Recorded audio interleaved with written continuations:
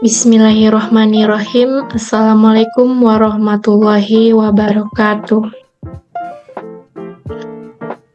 Baiklah, pada hari ini saya akan mempresentasikan tentang komunikasi antar sel. Sebelumnya jangan lupa like dan komen di bawah ini ya guys ya. Baiklah, langsung saja saya masuk pada materi. Yang pertama yaitu definisi. Komunikasi antar sel adalah proses pertukaran informasi dan sinyal antar sel dalam organisme atau sistem biologis.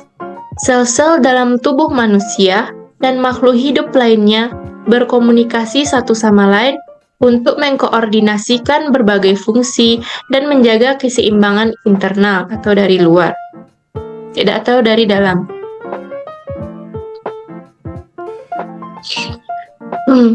Yang kedua yaitu mekanisme komunikasi sel.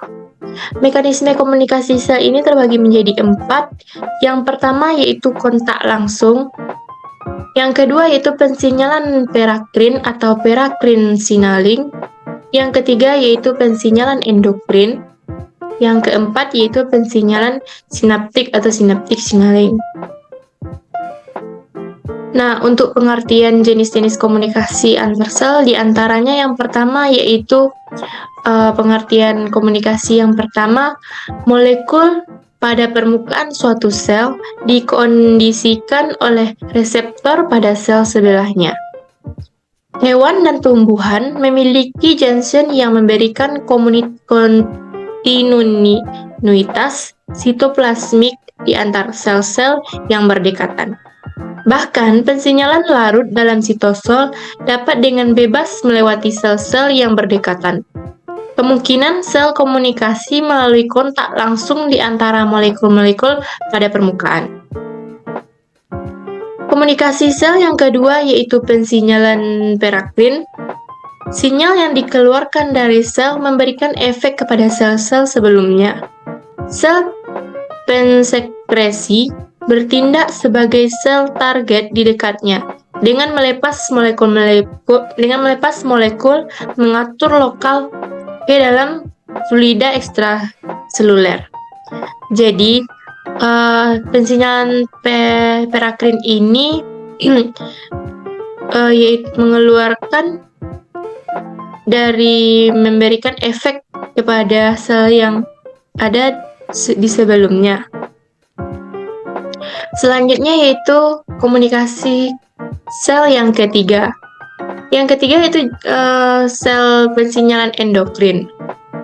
Hormon yang dikeluarkan dari sel berefek ke sel yang lainnya melalui badan sel. Pada hewan, pensinyalan endokrin, sel terspesialisasi melepas molekul hormon ke dalam sistem pembuluh. Pada sistem peredaran, kemudian hormon tersebut mengalirkan sel target pada bagian tubuh lain.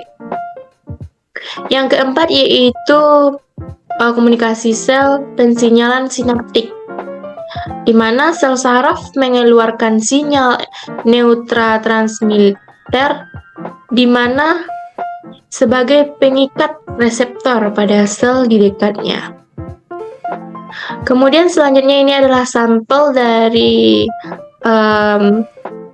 jenis yang pertama, jenis komunikasi sel yang pertama, kedua, dan ini juga sampel jenis komunikasi antar sel yang ketiga dan yang keempat.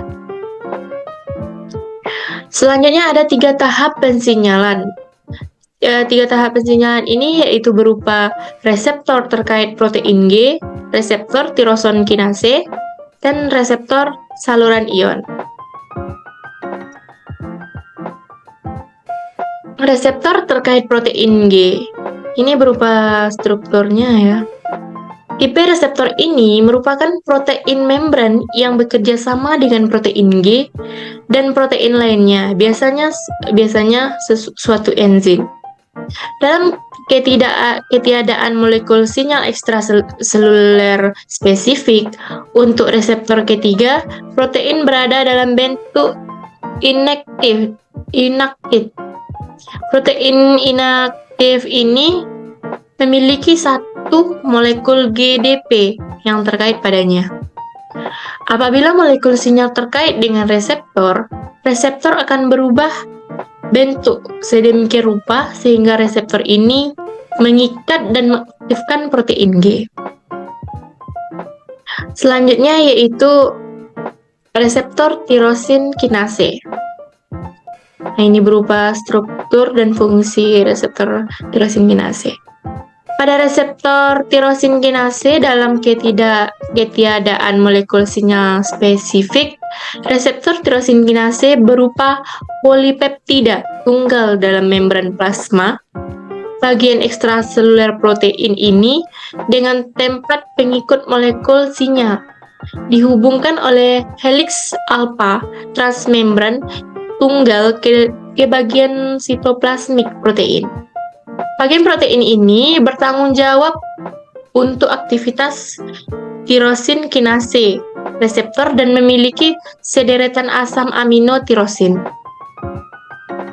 Nah, ketika melakukan molekul sinyal atau faktor pembuluhan melekat pada tempat pengikutnya, dua polipeptida akan menggumpul dan membentuk dimer. Selanjutnya yaitu reseptor saluran ion. Ini berupa struktur reseptor saluran ion.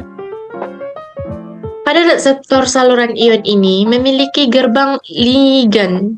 Reseptor merupakan protein transmembran dalam membran plasma yang membuka untuk membiarkan aliran dari jenis molekul dari